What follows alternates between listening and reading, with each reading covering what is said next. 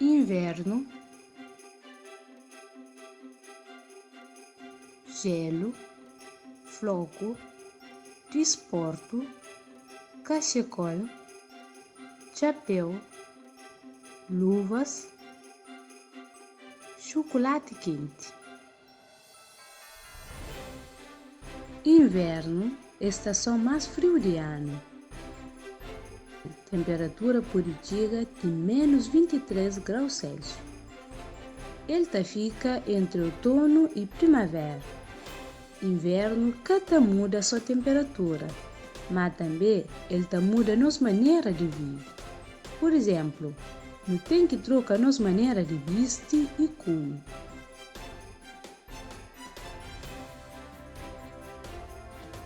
Na imagem, no hoje mas inverno é uma estação que alguém gosta. Pessoas aproveitam dessa estação para praticar diferentes desportos, como patinagem na gelo, e também para fazer outras brincadeiras divertidas. Na única imagem, no hoje uma criança que está contente para modo ele conseguir fazer um boneco de neve. Também que essa imagem está lembrando, mas inverno é uma estação que neve cai e faz frio. Por isso, não hoje que alguém na imagem bem agasalhado com cachecol, chapéu e luvas. No inverno, pessoas gostam de beber chocolate quente para ajudar com o frio. Durante o inverno, alguns animais trocam de morada.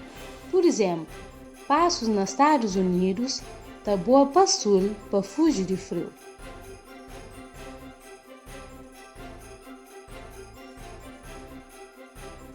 Pergunta: qual que é a estação mais frio de ano? Na onde que pessoas costumam passar mais frio no inverno? Qual que é a importância da estação de inverno?